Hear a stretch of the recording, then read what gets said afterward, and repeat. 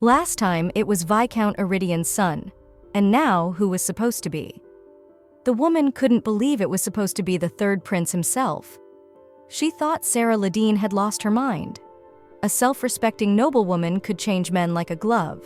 She kept yelling that she didn't want to see her and told her to get out of this house. Then Sarah nodded and said she would leave, but the woman was outraged that she agreed so easily. But Sarah knew it wouldn't do any good if she said it was just unfounded rumors. Sarah Ladine was the earl's daughter. She was known as a slutty woman who would spend the night with any man. The Ladine family was disgraced, and the rumors were spread by her stepmother. The stepmother asked what she said, and Sarah said she was leaving the estate, and she turned around and started to leave. The stepmother didn't know where she was going to go and yelled at her to go back to her room immediately. As the stepmother waved her fan, she angrily muttered that Sarah was a bratty child and clearly took after her mother. Sarah went to pack her things. She put everything she needed in her suitcase and went out into the courtyard where there was a blizzard. A carriage pulled up, and she asked the coachman to take her to the south, and he agreed. She realized that she would have to live in poverty, but it was better than living here. Any place would be nicer to her than this hellhole. Sarah arrived in a small village, and an elderly man asked her what her name was, but she didn't give her real name. She called herself Lisa. The man was surprised that she had no last name, and he thought she was not a noblewoman. The guy standing next to the older man asked if he was sure she wasn't from some fallen family, because they could have gotten into trouble. Then Sarah said that she knew how to heal wounds, and if they didn't have a healer in the village, she could help. They thought about it for a few minutes, and the older man pointed to a small hut and said that they didn't usually accept outsiders, but that this house was vacant. They wouldn't turn her away if she decided to stay, and they would make an exception for her, so she had to try. Sarah was very happy and thanked them. She would get used to the simple life for a while and move to another village. And it was better for no one to know that she was a noblewoman. One day, a man came and asked Sarah if she would look at his leg. He went into the house and sat on a chair, and Sarah warned him that she would have to cut his clothes around the wound. The man didn't know what they would have done without her, because life was so much easier with a healer. The man asked if she was unmarried because she seemed to be 23. Then Sarah said that she was not yet 23. Then he hesitated but said that his son liked her very much, and it was hard for the child without a mother, so he would be glad to have a beautiful girl like her as part of their family. She pressed a cloth to his wound and said he had better keep quiet if he wanted to leave with a whole leg. He was shocked at how strong she was. Then she removed the cloth and said the disinfecting was finished. Then Sarah took the bit and started bandaging the wound. It seemed to the man that single people were supposed to help each other, and he wondered if she thought the same, since she would have to get married soon anyway. Sarah only said the treatment cost 4 silver coins. He was indignant because 4 silver coins was expensive, and he got up from his seat and said that he would not give so much, and she behaved so impudently even though this village had taken her in. Then his leg hurt, and he fell back in his chair. Sarah took his crutch and said that if he wanted it, he had better pay for the treatment. He tossed her 4 coins and took the crutch, and said that she realized that he could tell the whole village about it. Sarah calmly replied that she didn't really care who or what he told, but that if he kept on like that, he would damage the nerve in his armpit and become paralyzed. He didn't know what that meant. Then she replied more threateningly that it meant he would be paralyzed in the upper half of his body. The man was frightened and asked her how he was supposed to hold on to that crutch properly then. So she told him and asked him if he would definitely not go to the head of the village, and the man promised that he would not go to him. Then she closed the door behind him and realized that she had to get out of here as soon as possible. She looked at the money she had set aside and counted it, and realized she had enough for a wagon to the next village. To be honest, though Sarah had a hard time with some of the villagers, she felt more free here than at Lyddon Manor. Sarah was about to close the main door for the day, and was about to close the front door, when she saw a man lying behind it covered in blood. She ran out to him and tried to find out what had happened to him, but he wouldn't answer. She groped him and realized that his bones were intact, but it would be better to get him somewhere warm. When she dragged him into the house, she realized she didn't have the strength to put him on the bed. She needed to check his wounds first, but he pushed her hand away without letting her touch his wounds. Then Sarah saw that his fingertips were turning blue, and it looked like poisoning. She told him to take his hands away from his wounds now, but he told her himself not to come any closer. She went to get gloves and told him to be patient, and then she could help him. She said she would be fine and needed to bandage his hands for a while. When she saw the full wound, she realized that not only had it been a long time, but it was poisoned by the poison. He realized how deadly the touch could be, so he tried to push her away. Sarah needed to find out what type of poison it was so she could find an antidote, but there was no time for that. She took off her gloves because she had no choice, and covered his eyes and rolled up her sleeves because she knew it would be harder to deal with at night. Then she put her hands on his wound, and a white healing light began to appear from them. It was a secret skill she had kept hidden all her life, even at Lidden Manor. The whole family was endowed with dark magic, but Sarah didn't get it. Instead, she was born with the gift of healing that could save people. The Lidden family didn't know this, but everyone looked down on her because she didn't have dark magic. Sarah looked at his hands and thought his wound was too deep, and that's why his fingers were beating even bluer. She used her power again and had the feeling that she was losing too much energy with each use of healing. So she took a bandage and bandaged his wound, though it didn't heal it completely. It should be enough, and the poison was gone. After she finished bandaging him, she lay down on the bed as she felt dizzy. The healing gift had severe side effects, but she still saved the man. The next morning, there was a boy knocking on her door carrying his sister on his back. Sarah realized she was fast asleep and didn't hear the first time, and then hurriedly opened the door and started them up and told the boy to put her on the bed. But while the boy was walking to the bed, he was alerted by a boy who was rewound with his eyes closed and tied to the bed lying on the floor. The boy did put the girl on the bed, and Sarah noticed that her lips were blue, and she was bent over holding her stomach, and it looked like food poisoning. Sarah asked the boy if he knew what she had eaten recently, but he wasn't sure, but remembered that she had eaten a beautiful mushroom with a red cap, and then got hot and said her stomach hurt. The boy was very worried about his sister and asked Sarah what was wrong with his sister. Sarah thought that there were a lot of mushrooms with red caps, and most of them were poisonous, and started to think about what kind of mushroom she could have gotten poisoned by.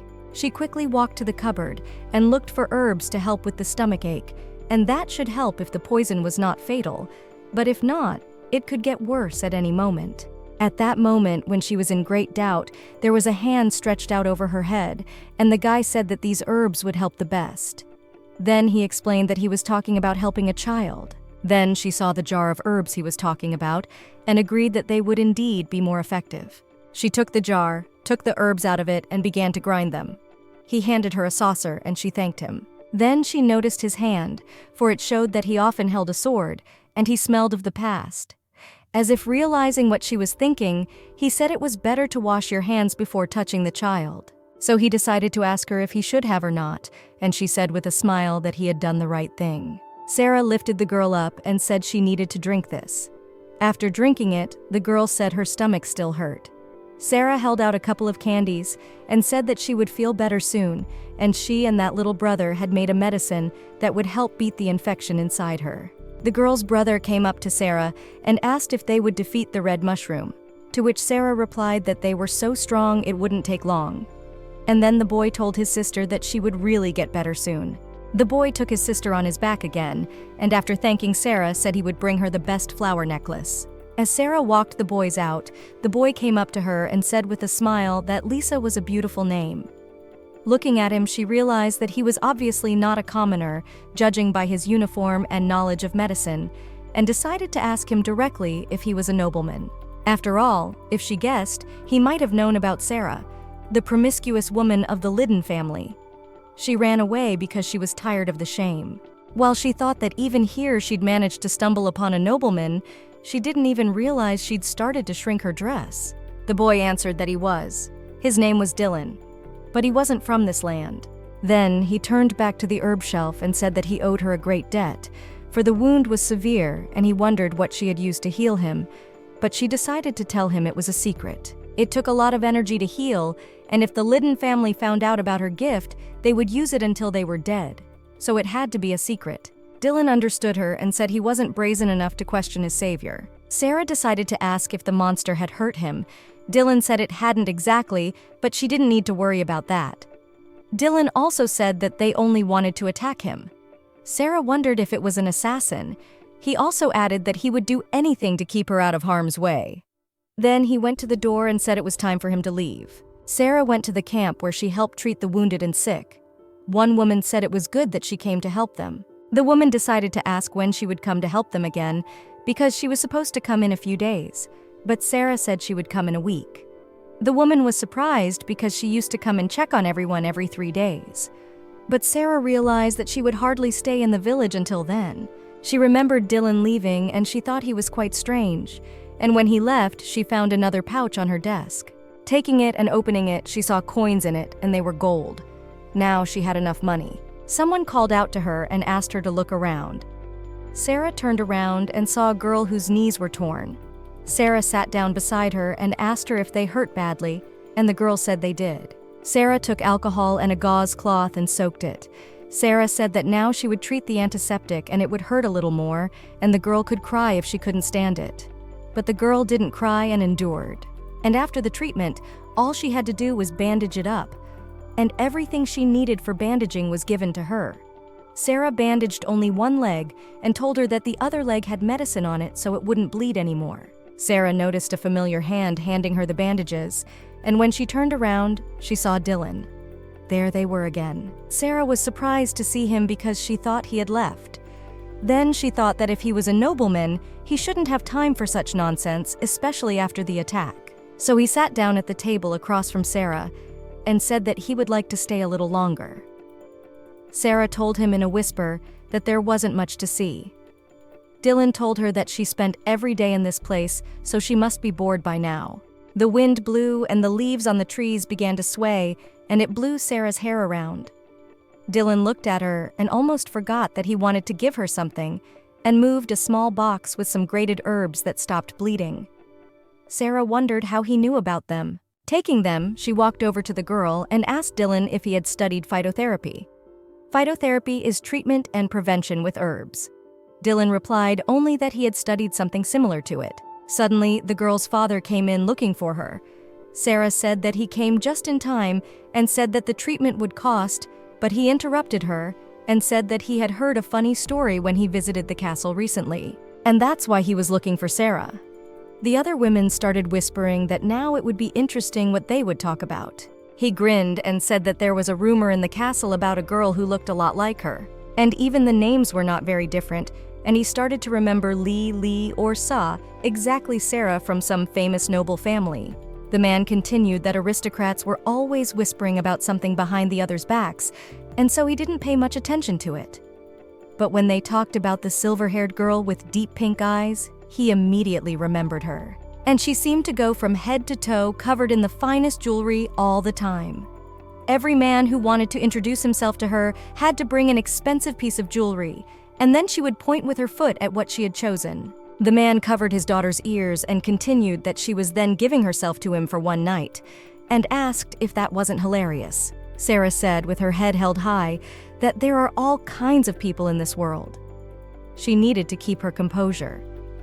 The man also said it was true, but the nobles were on a different level. Sarah realized that if she showed any emotion, they would realize that she was Sarah. Sarah put down the box of dried herbs, and she thought that naturally she never tried to dress up in the most expensive clothes or choose a man according to their gifts. But the truth did not interest the nobles who spread rumors, or the people who listened to them. It was just a fun story they wanted to discuss. Sarah turned around and said that the fee was for treatment, and the man interrupted her and threw the coin on the stool, saying that it was payment for his daughter's treatment. Looking at the silver coin, she remembered how a nobleman had also tossed her only a gold coin and told her that it should have been enough for him to pick her flower. Picking up the coin, her hands trembled, and she didn't understand why these bad memories had suddenly appeared in her mind. Taking the coin, she realized that it was definitely time for her to leave this place. At night, when the wind was blowing hard in the village, Dylan stood on the road and didn't even know how he had gotten to this place that day, because his eyes were so clouded he felt like he was dying. His legs were failing and he could no longer walk, his fingertips were numb. And even though he had a high resistance to poisons, this one spread very quickly. Then he thought it was the paralyzing poison of the Tiare family, and only the head of the family had the antidote. His heart could have stopped at that time, and he fell to the ground. But just when he thought he was going to die, he saw a girl run up to him, and he remembered her pink eyes. Her eyes were like the petals of the tree his mother loved. But Dylan still couldn't understand how she was able to neutralize the poison and almost cure his wound. He didn't notice anything special about her, but honestly, she looked like a surprised rabbit to him. A rabbit that would run away if you tried to learn its secrets. Then, walking down the road, Dylan thought that he still had some time before he had to go back, so he could stay a couple of days. And for a second, he wondered if curiosity was the only thing keeping him here. Just as he reached the corner of the house, he heard a voice. Dylan stopped around the corner and decided to listen to someone saying that the story about Sarah was true, and those who were sitting with the man couldn't believe it. He tried to explain to them that when she first came here, she looked like a girl from a rich family. He suggested that they talk to the truth about how a commoner would have a chance to learn healing. She had a very distinctive appearance, and it was definitely her. The man went on to say that they even had the same name. Then the other said he was implying that she was a slutty noblewoman, and he had said so 100 times. And they also thought that the clinic was a cover for something else, and that she was doing something dirty there. While Dylan was listening to their conversation, he noticed a tree, and he didn't think he would see it outside the garden. He decided to go over to it and break off a small branch. The men were talking about things that didn't concern Dylan, but he couldn't understand where he got this feeling of disgust. Maybe it was because her eyes reminded him of his late mother. Dylan held the branch to the fire, because if you set fire to a branch of this tree without drying it beforehand, you could get a strong, paralyzing poison. If you inhaled the smoke, your nose, mouth, and lungs would harden, and you would die a painful death. The man asked why else she had to leave her rich house to come to this wilderness, and then he felt his throat constricted and could not breathe a single drop of air. And within a minute, he and his friends dropped dead. Dylan at that moment thought that even simple rumors had fallen as a betrayal of the garden. Dylan leaned against the tree from which he had snapped the branch and realized that it was better to deal with them so that they would not spread any more nasty things about Sarah. After all, Dylan had noticed her reaction to what the man had said at the camp, and it was clear that they weren't wrong. But she didn't look like the slutty girl in the rumors. And as far as the rumors about Dylan's nobles go, they were also highly embellished. The rumors about Dylan said that he was a kind sweetheart.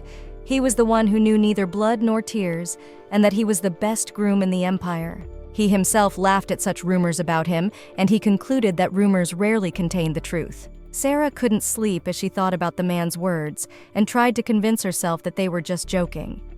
But she would be leaving this place soon anyway, so she decided to just ignore it. Sarah realized that since the rumors had reached even this village, it was about Toda. Something serious must have happened for her stepmother to divert attention with new stories about her.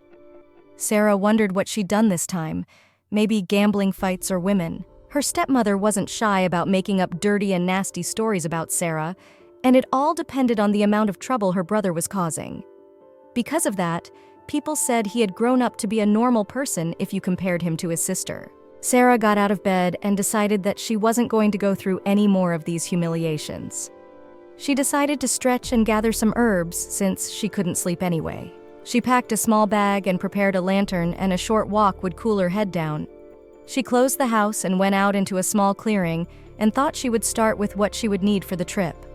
The herb she wanted to gather was often used on common wounds, so she needed to take it with her. She had enough money for the trip, and as she walked fully out into the clearing, she saw Dylan standing in it, and he noticed Sarah. Dylan was surprised to see Sarah so late in the day. Had she been gathering herbs?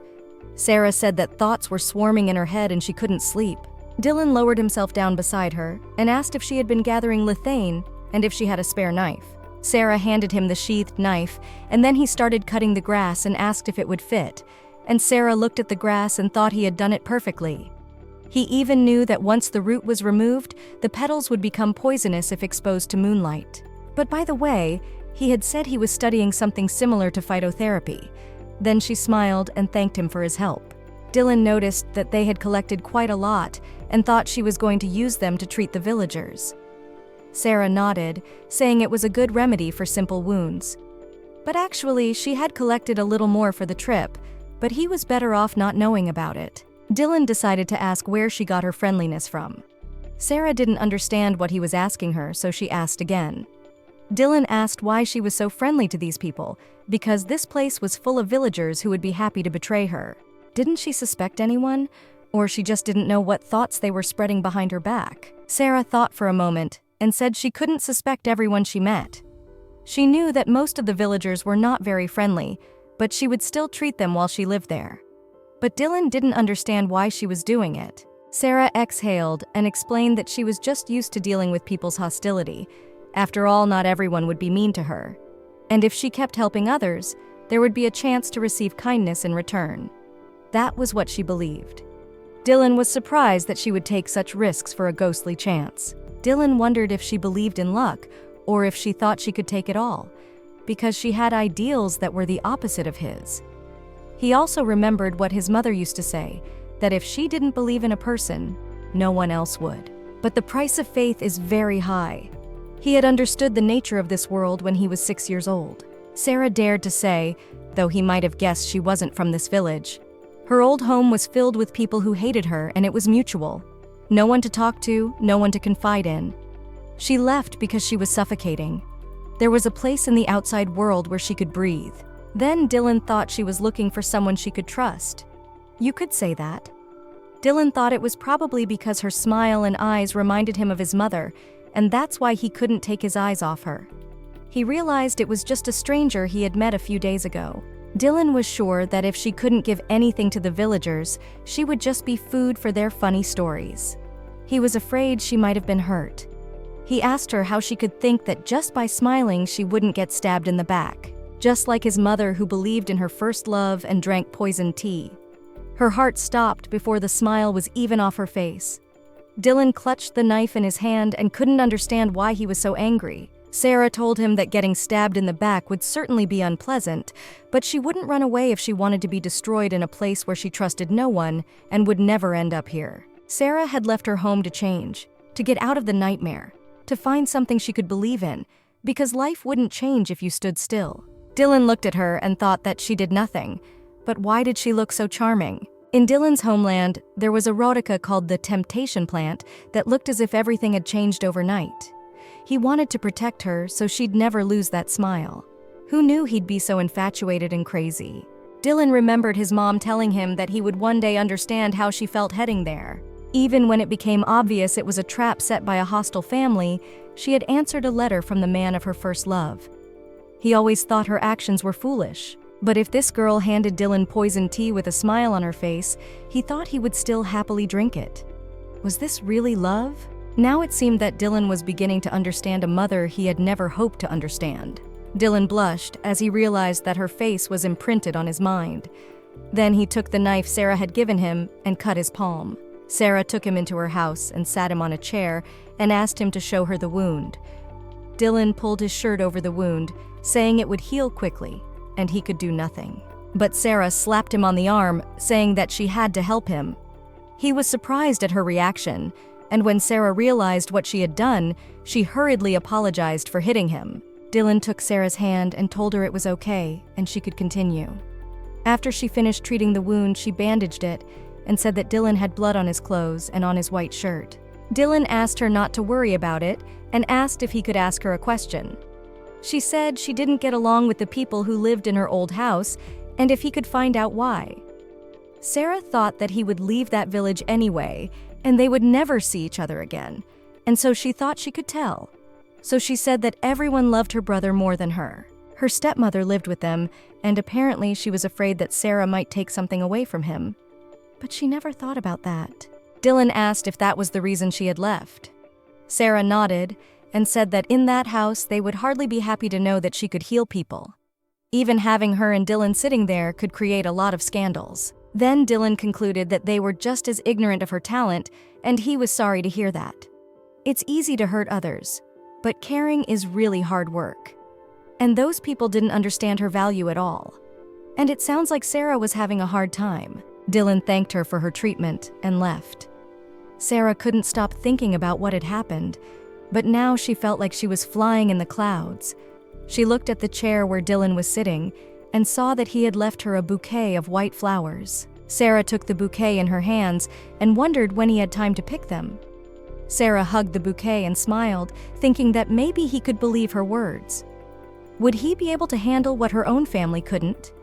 It would be hard to find someone who would understand her the same way. Sarah realized that they had only just met, but she was already sad that they would have to part. Suddenly, she heard the sound of hooves, but there were no people with horses in this village. A knight in a Leiden family uniform burst into her house and grabbed her, saying she was hiding like a rat. He dragged her out of the house and threw her into a carriage. When he brought her back, she was doused with water to bring her to her senses. She saw a puddle of water in front of her and heard a conversation as someone asked why she had traveled so far to the Fjord region, and then someone else said that there was a clinic there. Sarah looked up and saw her father standing in front of her talking to the knight who had taken her away. Her father thought that she had no independence at all and that there was no treatment to speak of. Then she saw Todd standing over her and laughing. Her father ordered the knight to burn the place down and leave no trace of it, and to have a 24-hour guard on her. Her stepmother was shocked that Sarah had gone to live among the commoners, for it was a disgrace for a noblewoman. Her father turned to Sarah and threateningly told her not to disappoint him further. Then he turned to her brother Todd and said that Marquis Vias was an understanding man, and he would agree to forget all his misdeeds. When her father and brother left the room, her stepmother said in a menacing tone, "How dare she leave without saying anything to her?" She pointed to the maid and ordered her to quickly make Sarah look human, for they were about to attend the Marquis of Vias, and why she still looked like that. Finally, she returned to where there was not a single person at her side, to this hellish pit of despair. The stepmother approached Sarah and told her that she would find out on the day of departure what was to be done at the banquet. Then the maids came over and began to lift Sarah off the floor. She thought her stepmother was trying to use her again to quash the rumors about Todd. The stepmother poked her with a fan and said that in the end she wasn't capable of anything else anyway. The stepmother also added that Sarah should behave herself if she didn't want to end up at the bottom. Sarah was sad that she had just had a taste of freedom. Could there be any place worse than this? Sarah missed the hill behind the clinic and Dylan so much. She was sure she would never see the one person who believed in her again. After a while, the day of the Marquis of Vias banquet arrived. Sarah was dressed up and put on makeup. She was surprised at the amount of jewelry, and they were supposedly given to her by those she spent the night with. Sarah gasped. She thought it would be better to take a moment and jump out of the carriage. When Sarah was already in the carriage, she realized that she would not be able to escape anyway, and it would attract too much attention. She wondered what rumors would be flying around this time. As the carriage pulled up to the gate, there was a knock at the door, and a knock that said they had to check on her invitation. As soon as the door to the carriage opened, he looked at Sarah and bowed, and said she was welcome to come along, and they would do their best to make her comfortable. Sarah didn't understand what had happened, because usually she was called that woman and started to be ridiculed. The man said he had been warned about the carriage and told her to open the gate. Sarah was even more surprised that she had been warned. Sarah was already thinking that maybe Todd was up to something crazy. The carriage stopped, and some guy apologized and said that his master wished to invite her to a meeting, so he warned the Marquis of Vias in advance. But Sarah's own consent came first. Sarah gingerly asked who his master was. The boy replied that his master was the Grand Duke of Cardia, His Grace. Sarah wondered if he was by any chance the man who was called the kindest man in history. His reputation was exactly the opposite of hers, so why did he invite her to meet him? The guy introduced himself as Neil, and he was under orders not to escort her out unless Sarah wanted him to. Sarah noticed the crest she'd seen at banquets was the emblem of the Duke's family. She didn't know why he needed it, but it was better than going to a banquet surrounded by all those stairs. Sarah was satisfied with the fact that the knight was polite, so she agreed to the meeting. Neil also said that there were 2 knights at her service, and a girl came up to them and introduced herself as Mia. Sarah understood that if she was escorted by a girl knight, she could avoid unnecessary rumors. Then Mia escorted her to some annex for important guests.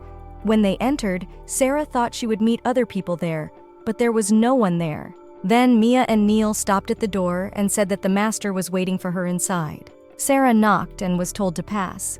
She noticed the voice was soft, and when she looked at their master, she thought it was Dylan. Sarah knew she had to get ready as it was a meeting with the Duke. She couldn't believe she had mixed them up. She missed him more than she thought. Sarah turned to the Duke because she had been told he wanted to see her. Then he called her Lisa and waved his wounded hand. Sarah didn't realize what he called her at first. She thought she was imagining it. But when the Duke turned to her, Sarah thought he was like him who called her by that name, and if he was Dylan. If he had known it would be so hard to see Sarah again, he never would have left her clinic. As Dylan stood on the hill at the back of the clinic, he thought that if Sarah had originally lived on his lands, many people in Cardia might not have died of poisoning. He suddenly heard the sound of horse hooves coming from the direction of Sarah's house and immediately ran towards her. But when he got to her house, he realized he was too late. Outside the house, he saw hoofprints and a wagon. There were no villagers with wagons, and the nobles who could take her were her own family. And it seemed the only way to meet Sarah was to go back to where he was going in the lands of Cardia, where he would arrive after the test was over. Sarah was surprised to remind him that he had said he was a nobleman, but not from these lands. But he wasn't a foreign nobleman, but the Grand Duke Dylan of Cardia himself. Dylan said he was not a nobleman of this empire. Sarah approached him and said that they served the same emperor and were separated by borders. But they were in the same social circle, and he must have known the rumors about her, and he knew about them even before he arranged this meeting. Dylan replied that he didn't believe them because they were based on lies. But that's what many people told Sarah, but always turned their backs on her when Count Lidin pressured them and provided false evidence to support the rumors, and she became the woman who led men around by the nose. Almost crying, she said that they always deceived her when they said they believed her. Then Dylan realized that it had only taken a couple of days for her refreshing smile to disappear. Dylan approached her and wanted to prove to her that he would stand up in front of everyone and say that he knew her other not from rumors. But Sarah asked him not to. She was happy to see Dylan and didn't even realize how much she missed him.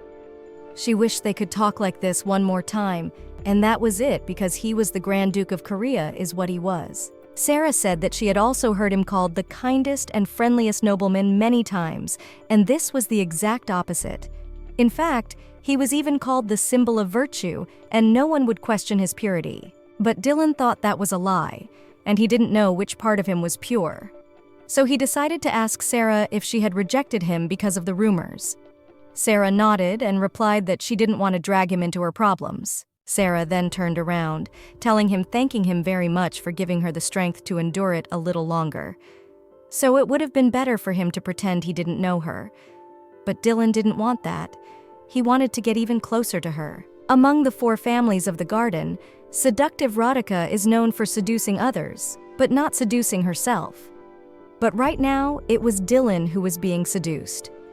Sarah said she would pretend she didn't know him, and this was her last act of kindness. Dylan didn't want to break the bond between them. He reached out to her and called out to her and grabbed her gently by the arm and asked if she was afraid she would get him into her problems. But Sarah asked him to let her go because someone might see them. Then Dylan told her not to think that he was such a blameless man based on rumors. It didn't matter what they said about Sarah, and if she thought he was afraid to get involved in those rumors, then they'd see each other at the banquet. So Sarah hurried off to the banquet, and Dylan decided to admit to himself that he didn't want her. Because of the mysterious healing power that saved him, he wanted that gentle smile. Dylan didn't know how she had healed him. He just wanted to take her back to Cardia with him, and he would do anything to make that happen. As Sarah left the room, she wondered what Dylan was going to do. Mia realized their conversation was over and asked where she was to be escorted to. Sarah really didn't want to go to the banquet, but there were only disgusting things waiting for her if she left. So she told Mia to take her to the banquet. Sarah got into the carriage and realized that he wouldn't pretend he didn't know her. She thought she would never see him again, so she was happy, and that's why they didn't have to communicate because she didn't want to hurt Dylan. Sarah arrived at the banquet, and as soon as she entered the main hall, she heard the others whispering about how much courage she had to come to the banquet, and they were wondering what kind of scandal she would cause this time. Then Sarah heard the Grand Duke being addressed and told that they did not think he would come all this way to attend the Marquis's little event. The Marquis asked if the Duke could come to him for a second, but Dylan, coming up the stairs, said he could do without it. The Marquis said he was a little embarrassed to have Duke Cardia present to him for coming all the way up to meet them. Then the Marquis held out one glass to Dylan. Then the Marquis said that they were now raising their glasses in honor of His Grace and welcomed the Grand Duke. Suddenly, Todd came up to Sarah and grabbed her arm and said that she should not have followed the others and spilled her glass on the sleeve of her dress. Then Todd added in a whisper that she should not even think of talking to the Duke. After all, someone like her shouldn't take up the time of important people. He stepped away from her and told her not to do anything foolish and to do as she was told. But she wasn't going to go near him without Todd's words. She didn't want the rumors to hurt the man who said he believed her, so they were better off as strangers. Sarah set her glass down on the table and decided to leave. She had to get home. Her stepmother would probably be unhappy that she was coming back so early, but she didn't want to stay here even for a minute. Then Sarah was caught up with a glass in her hands by Dylan and accidentally spilled some wine on the end of her skirt. Dylan reached down to wipe her skirt and whispered, calling her his lady. But he didn't reach under the edge of her skirt, saying that he had heard she liked to do things in front of others. Then Dylan stroked her leg, suggesting that they fool around a bit together and nothing serious. He also said that she had a look on her face that said the rumors were lies, but if they were true and she had tricked him, it was no big deal. Then, standing on one knee, he said that meant he loved her anyway, so he was offering her to go with him. The maid ran up to them and told his lordship that he shouldn't have bothered and she would clean it up herself. And the Marquise asked if the Duke was all right. But the Duke was only worried about Sarah and asked how he was. The Marquis thought there was no need to worry about her. Marquis asked the Duke to step aside and go to the other guests. Sarah realized that she had to get back quickly. But she also remembered that he offered her to go with him, but she decided to pretend that she had not heard anything. Then at the end, she decided to turn around, but she didn't expect that he was looking at her too. But Sarah decided to leave after all, because they would only have terrible scandals for the purest man and the most promiscuous lady of the empire. But to be honest, it would make things easier. She was already on her way to the carriage. Even if everyone would consider her a promiscuous woman, and no one would dare say such a thing about the Grand Duke of Cardia's mistress. But she didn't want to besmirch his kindness and attention with such vile things. She approached the coachman and asked him to take her to Lydene Manor. Once in the carriage, she decided that she would rather burn in the flames than let Dylan get hurt. When Sarah arrived at Lydene Manor, her stepmother started yelling at her because she had forgotten about the assignment she had given Sarah, and the banquet had just started. And how could she come crawling back to the manor? She also poured water from a bucket on Sarah for leaving Todd there alone.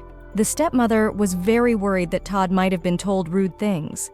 So she called the maids and ordered them to wash her and lock her up in the storage room so she wouldn't even think about going back to her bedroom and thinking about her mistakes. Sarah sat in the bathroom wondering if it would make a difference to Todd if she stayed at the banquet. But then she decided not to think about it, because it was much better than embarrassing Dylan. She was distracted by a noise at the door. Her stepmother came into the bathroom and rushed the maids in with new clothes and ordered them to get Sarah dressed and cleaned up quickly. The stepmother went out the door and whispered that they had an important guest, and so they had to quickly pack her up and bring her to the guest room. The stepmother was horrified and didn't know what kind of trouble Sarah Lydene had caused this time. But Sarah herself didn't know what she could have done. Then the stepmother pointed to the guest room and said that the Grand Duke was sitting there waiting for her. Sarah couldn't believe that he had come straight to her. The stepmother also added that he had asked to see her in person, so she would go alone, but she had to start begging him for mercy right away. Sarah entered the room and saw Grand Duke Cardia. Dylan said he had come for the answer he didn't get at the banquet, and she had plenty of time to think it over. Dylan put the cup of tea on the table and stood up from his seat, asking her if she was deceiving him or if she would believe that he didn't care about the rumors because he wasn't so clean himself. It seemed to Sarah that he didn't care about the consequences that could be caused by such actions at all, but she was worried about nothing. Dylan took her hand and motioned for her to sit down first. Sarah didn't think he was at all concerned about what was being said about her. Sarah turned to Dylan and said that she didn't think at the time that he would turn out to be a duke. Dylan asked that was why he'd let her slap his hands. Dylan motioned her teacup over and said that he didn't know about the Grand Duke, but Dylan was willing to forgive her. Sarah exhaled heavily and said he'd better stop before the rumors got worse, because she was worried about it, because they could do a lot more damage than he thought. Sarah said she didn't know how it worked in the duchy, But the high society of the empire was filled with people that were dirtier and nastier than he thought. Dylan nodded and said that the empire was rife with nasty rumors. Then he covered her palm with his and asked what she thought of Cardia. But Sarah didn't understand why he asked her that question. Then Dylan asked her differently if she would like to be the young duke's wife.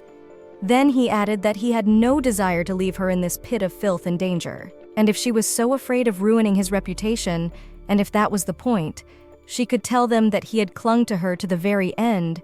She could pretend to give up and go with him.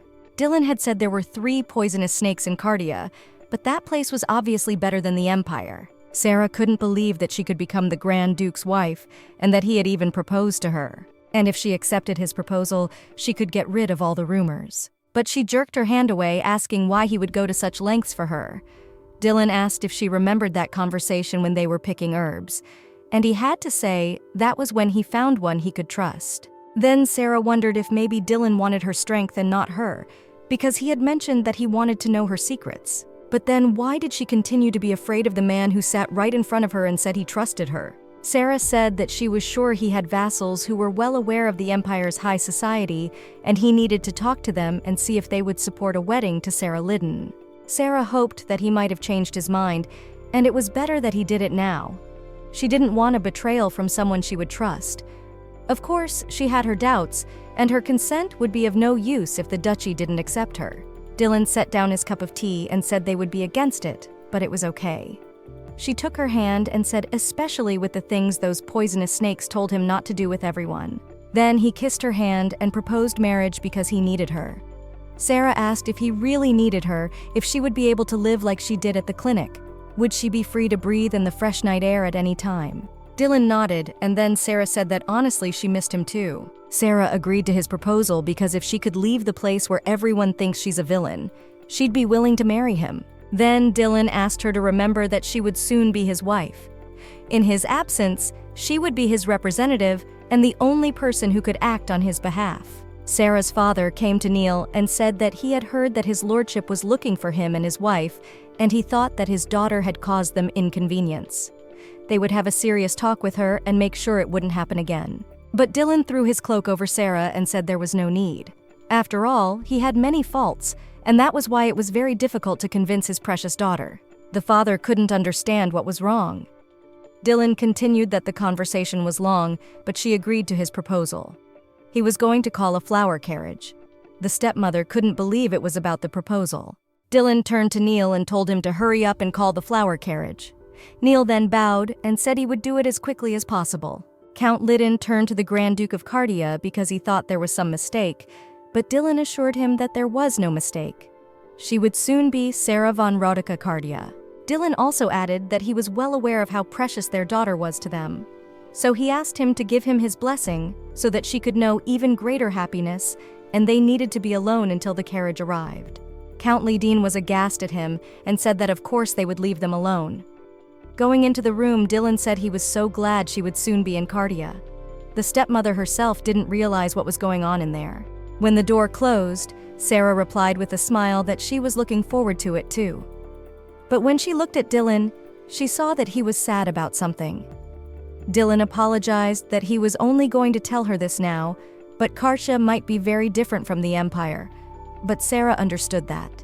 Even though Cardia had pledged allegiance to the Emperor and their social circles were in contact with each other, the cultural differences didn't go away because they were different nations, and there were people in those lands who were in his way.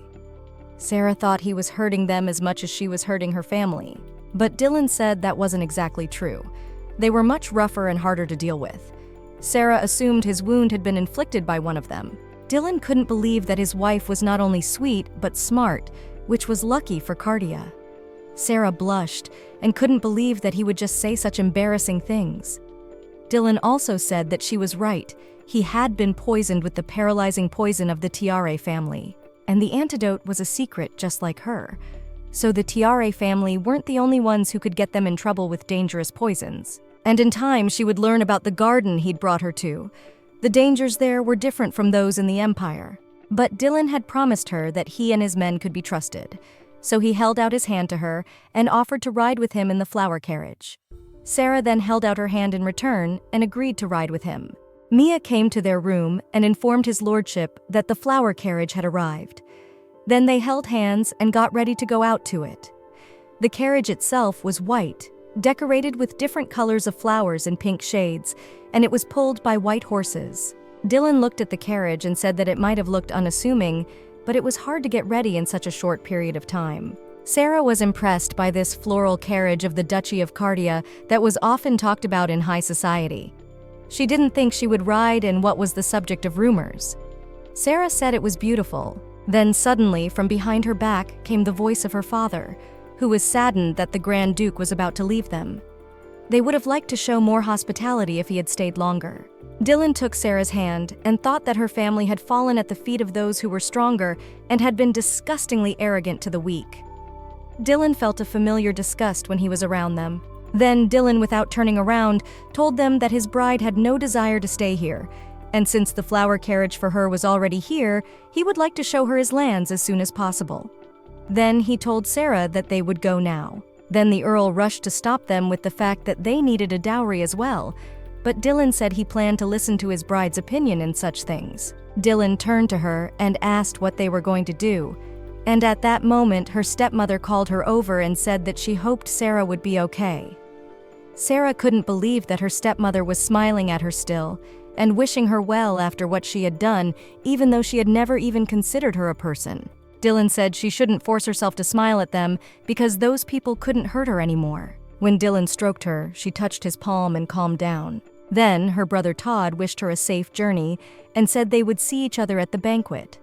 Sarah remembered that he had shown a talent for dark magic at a young age and used the practice as an excuse to sick nasty insects on her. She didn't have the dark magic to counter him, so she only had to play the victim. The banquets she had to cover his mistakes were even worse. Spilling wine on her was a simple indiscretion compared to what he usually did. Because of the rumors the stepmother spread, people only had sympathy in their eyes for her, and she was the troubled sister who was haunted by scandals. Sarah said that if she would attend the banquet, she would attend as the Duchess of Cardia. Dylan nodded and said that then no one would dare to look down on her. Her honor would become his honor, his power would become hers. Then Sarah asked if her brother had heard that, and if their paths crossed again, he was to address her as Duchess. Stepmother couldn't believe that the same Sarah was capable of intimidating anyone. She always left when she was told to get lost, threw something at her, got hit, went to her room and sat there for days. Sarah was trash who couldn't even use the family dark magic. When they got in the carriage, Sarah asked to close the door. Dylan turned to Sarah and said that he knew very little about what kind of life she lived here and told Neil to close the door and step back. The stepmother thought that everything she knew about Sarah Lydeen was a lie. She just kept her head down because she didn't have enough power. Then, they finally drove from that place. Sarah asked if everything was going to be okay. Then Dylan said all her worries were for nothing, because she was safe now. She would never go back to that unpleasant place again. So she had nothing to worry about because the nightmare was over. Sarah thought the man's soft voice would not deceive her. The woman was outraged at the news that a flower carriage was on its way to the outskirts. Her servant had said it would soon arrive in the garden. The man was angry that a foreign princess was coming, and the older man wanted to tell Tiare was already preparing his own, and before he could finish, the woman said that the previous duke's wife was from Henia, and before him from Saiti. The older man suggested that then Tiare should have been next. Then Claude slammed his fist on the table, saying that he did his best to end him on that test. Rith Henya, Helen Saiti, and Caden Tiare were the heads of the three families that usually kept each other in line, had gotten together a few months ago, all to choose a new Grand Duke. Rith said that this was the third Duke from House Roddick, and if Dylan took the seat, the Roddick family would be impossible to defeat. Then Helena said that was why they had gathered. Claude said that everyone knew what they had to do, and the trial of the heir would be their chance, and they would instruct the candidates from their families. They wanted to team up and kill Dylan. After the trial started, a carrier pigeon delivered a message to Claude in which his son wrote to him that they had united as he said, and Dylan Rodica had been poisoned with Tiare's poison. After reading this, Claude thought that Dylan Rodica should have been dead by now, so they had to decide what would be the next duke. Claude thought that the secret alliance to contain the Rodica family would soon complete the plan. But the first person to return to Cartian territory turned out to be Dylan, who had been poisoned by Tiare's poison. His son was a goddamn imbecile. Rit said they should have stopped the carriage before it reached the central castle, but Helena said it was too late to harness the horses, and they would only see his carriage pull inside. Helena thought he'd twisted to break the unwritten rule about choosing a bride from the Tiare family and brought a foreigner. But if they found out the details, there might be a chance to crush Dylan Rodica. After all, it was a poison garden that bloomed all year round.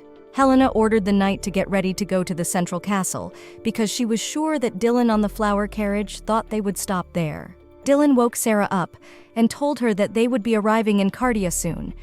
He also said they needed to get some things ready before they stopped by. She probably realized from the view outside how dangerous this place was. Sarah looked out the window and saw how many poisonous plants there were.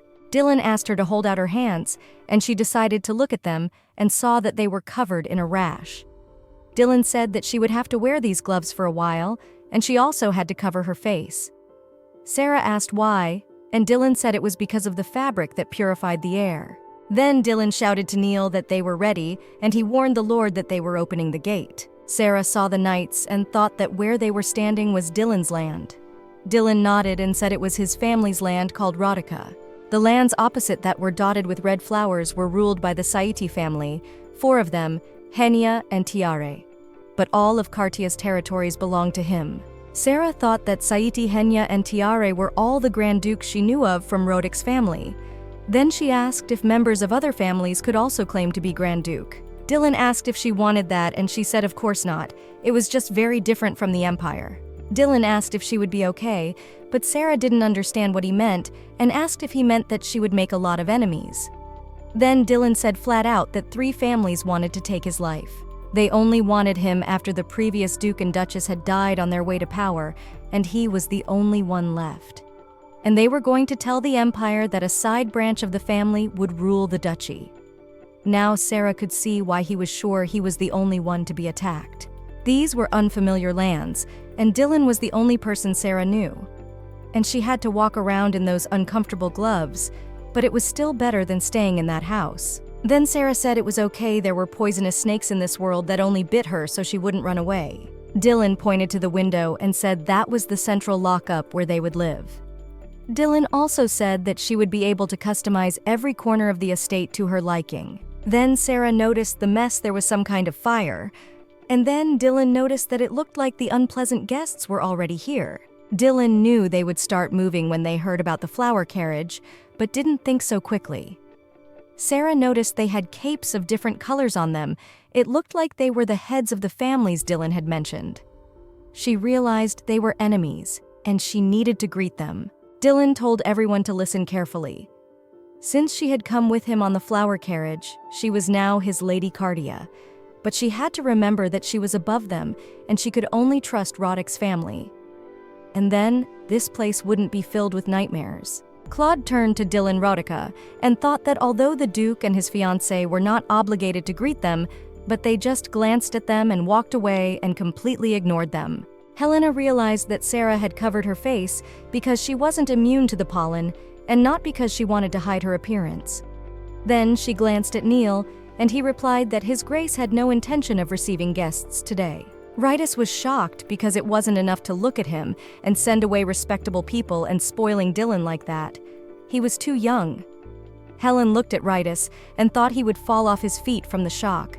Rit continued to resent the fact that he still had milk on his lips, or maybe he thought the Grand Duke could do anything.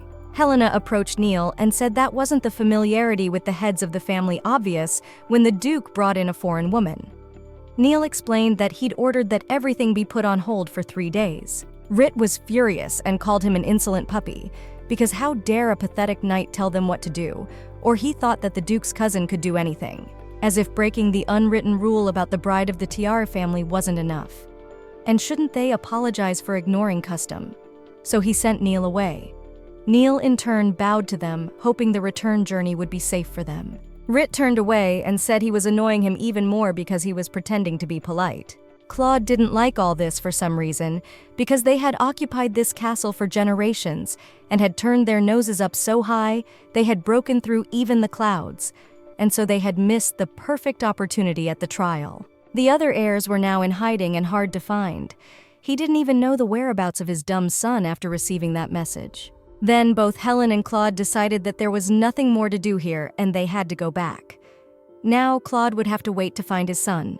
Claude decided he'd look for a way to send Dylan Roddick to the other side, and then they'll have another trial of the heirs. Then their family would be left with one last candidate, useless trash with low resistance to poisons, and that was Neil. Claude also said that Dylan Roddick dared to look down on them and had to pay for it. Claude ordered his servant to come over, and he told him to bribe one of Roddick's men. Claude wanted to teach the arrogant duke that he could do nothing alone in the poison garden. Claude wondered how long the foreigner would last, because if he wanted to save the maid, he would have to bow his head. Sarah asked Dylan if it would be all right if they just left. Dylan told her that he had postponed the meeting for 3 days. Dylan also said it would be hard to deal with them when they were so tired, and Sarah agreed with him. He also said that they shouldn't have met the enemy without preparation. Dylan looked at them and felt their rage even from there. After all, it was clearly about him not accepting a bride from the Tiare family, and that was incredibly stupid because he never had any intention of letting those snakes manipulate Roddick's family, and now it was about Sarah's safety. Dylan told Sarah that she would confront these brazen men when she got more information, and then there would be no problem. Sarah thought that now she only knew their names, so she wouldn't be able to help. Then she agreed with Dylan on everything and looked at him and smiled her sincere smile. Then Dylan escorted her into the main hall, and she began to look around. Sarah noticed that it was huge, but she had a feeling that some of the items were missing. Then Sarah noticed the maids bustling about, and she thought they were busy changing the decorations. Sarah looked out the huge window and noticed that there was some kind of fire outside. Dylan informed her with a smile that all the flower beds had burned down. She remembered seeing a pile of ashes in the garden.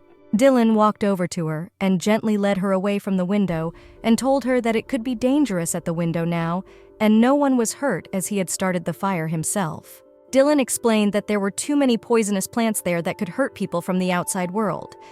Sarah realized that he had set it up because of his arrival. Then Dylan offered to show her to her room, when he brought her into the room and told her she could take off her mask here. Then Sarah noticed one deep dish towel that had some kind of odor coming from it, and she assumed it was because the air was different from the hallway air. It even made her think a little easier. Dylan had said he'd gotten her to prepare the necessary furniture, and she could change everything to her liking. After all, she was his fiancée. Sarah wondered if she was going to be the Duchess of Cardia. She wondered if no one would drag her back to the Count. After all, even this room reminded her of the one at Leaden Manor. Freedom could end in an instant. Dylan walked over to Sarah and stroked her head, and told her that she had come all this way, and she was there to tell him that she didn't want to be his bride. Sarah answered him by blushing that of course she didn't want it. Dylan said that the unwanted guests would be arriving in 3 days, and in the meantime, he would ask her to bring all the things she needed. And there would never be a time when she would have to return to Leaden Manor, so she could not stay. Or, as Dylan wanted to put it in other words, he would never let her go because she had come to a scary place, so now she wouldn't run away. Those snakes would definitely want her to leave. Dylan told her that the safest snake in the garden was him, so she had to stay close to him at all times. Dylan also added that this room was lit with light incense that purified the air, so it would be better for her to stay here. And when they had completed the necessary steps, all of Cardia would officially know that she had become his wife, and Sarah was surprised by this statement. But Dylan was also sure that the heads of the family didn't like her. They might call her an outsider since she came from the Empire. But since Dylan was used to liking anything they didn't like, and she accepted his proposal, so their wedding was already predetermined. He also thought that Sarah was tired after the long journey, so he turned around and was about to leave so that she could have a good rest. And after he left, she fell on the bed and almost immediately fell asleep.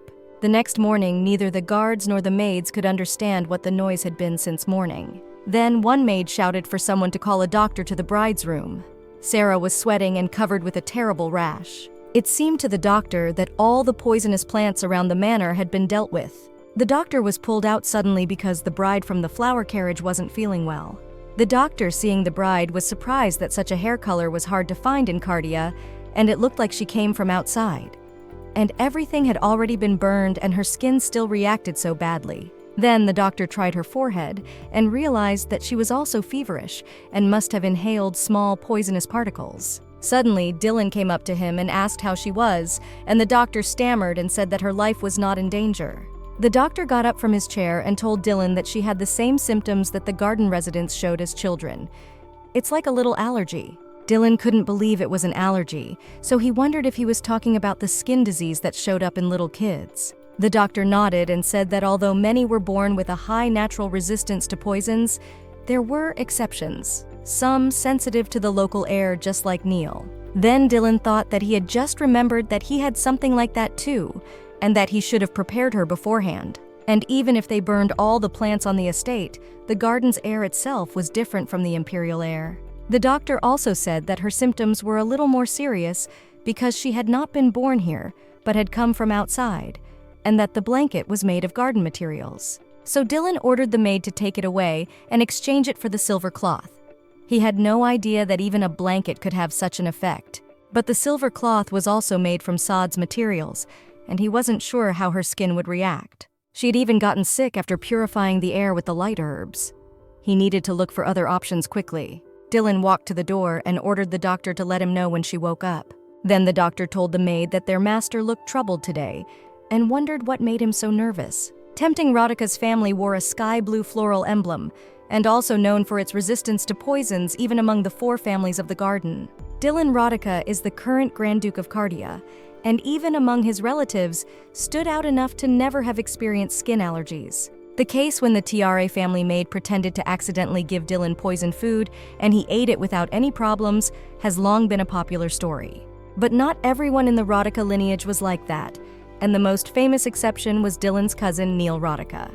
While Neil's cheek was being treated, he asked if everything was all right with the lady they had brought in. Maya, holding the mirror, said she had heard that she had gotten allergies and there was so much commotion. Neil said that it was only natural that she was riding in a flower carriage, and she was obviously not just a guest, but the future bride of the Grand Duke. Then Neil asked frankly if there was any chance of survival for the person who came to the garden from outside. Then Maya handed him a breathing herb. Neil could only move around outside after taking the respiratory herb, this plant that blocked the effect of pollen. But his sister Maya was different. This herb smelled very bitter, and her resistance was closer to Dylan's level. Neil had no choice, and because of his new wound, he would have to live harder than usual. Maya waved her hand so that the smell would not reach her, and said that the Lord said to pay special attention to the foreigner. That is his fiancé. It was even strange for her to call a girl from the outside world mistress. Maya also added that he ordered to keep an eye on her family, and Neil asked if it was the mages. Then Neil started shredding papers, thinking that he would have to investigate for that. Then Neil got up from his seat and went to the closet and started to say that they must have some information on the name Lidin. Some noise caught their attention, and Neil asked what it was this time, because there had been trouble since morning. Maya said she would go out and check. Someone in the corridor shouted that the girl wanted to kill herself, and after these words, both Maya and Neil were in a stupor. They couldn't believe it. At that moment, Dylan was sitting in his office and was reviewing some papers, but he couldn't concentrate because of Sarah's illness. Suddenly, Neil ran into Dylan's office with a frightened face and said that that girl, that is his future wife, wanted to kill herself. A few minutes before the incident of Sarah wanting to end her life, the maids had changed all her bedding, and it would probably be better to replenish the herbs that purified the air. Sarah had already gotten out of bed and noticed that she was itching all over. The maids noticed she was awake and warned her not to scratch. They said that the doctor told her that it was an allergic reaction to poisonous pollen and that the fever would go away after a little rest. The maids also said that they had changed the bedding to silver cloth, also called Idira, which had less effect on the skin. Sarah remembered that there were a lot of poisonous plants growing there, and it looked like one of them had caused the redness, and she thought they must have some herbs that could be used to reverse the effect. Sarah decided to ask the maids if there was a plant called Athena nearby. The maids were frightened, but said that this plant had very few uses, but always had a small supply. So Sarah asked them to bring some of it. In serious concern, the maids asked why she needed Athena and what she was going to do with it. Then Sarah replied that she wanted to use it on herself. The maids then bowed to her and hysterically asked her what they had done to make her feel so uncomfortable. They asked her to forgive them if they had done anything wrong, but Sarah didn't realize what was happening. At that moment, Dylan walked into her room. Dylan, with a very scared face, walked up to her and said he heard her looking for Athena. Then Sarah saw that not only Dylan had come in, but everyone else as well. She thought it was because of the plant, and she needed it to get rid of the itch. Dylan took Sarah's hand, asking what happened. Maybe she wasn't used to the garden, or maybe he had made some kind of mistake. Maya whispered to Neil that she had never seen him like this, and where had the gentleman who always kept his composure gone, and Neil confirmed that he was always so collected. Dylan hugged her palms with shaking hands and asked what in the world made her look for hallucinogenic herbs. Sarah didn't understand what hallucinogenic herbs had to do with it, and asked Dylan how Athena was used in Cardia. Then Dylan replied that the plant was used to tear lives apart. Sarah couldn't believe it.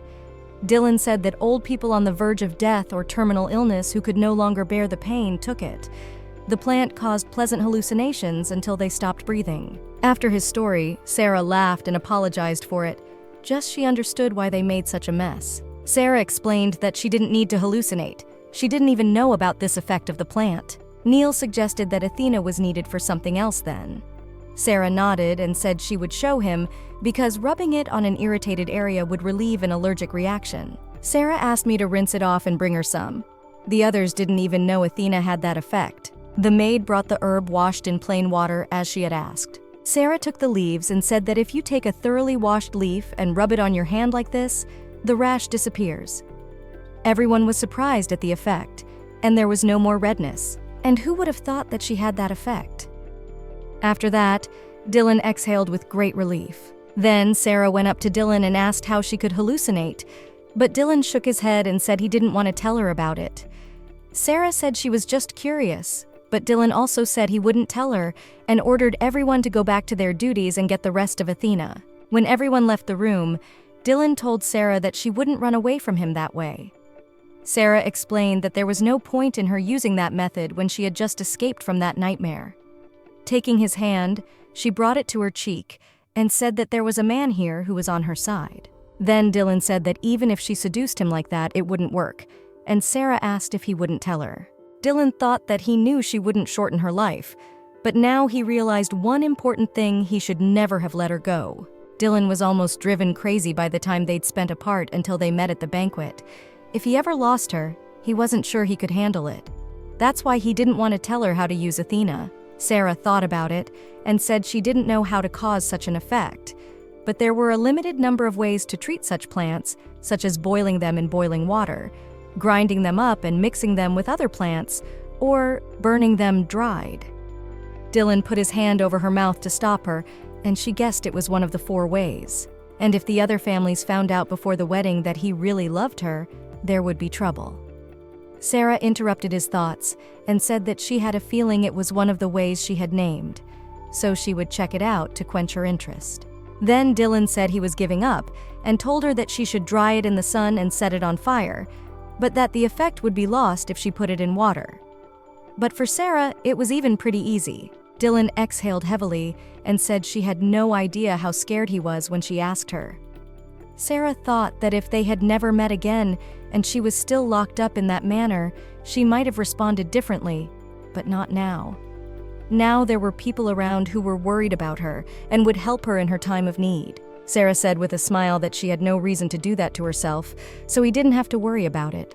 Dylan touched his forehead to her and said that he would still hide every leaf of Athena away from her. Sarah looked him in the eye and asked if the skin would itch again, because it could happen again. Dylan said that if it did, she should call him and he would be happy to take care of every part of her body. As Dylan touched Sarah, he blushed, thinking who could think of calling this man innocent. Dylan was glad that it was just a misunderstanding, and she was probably tired of sitting in the room by now, and Sarah nodded at him.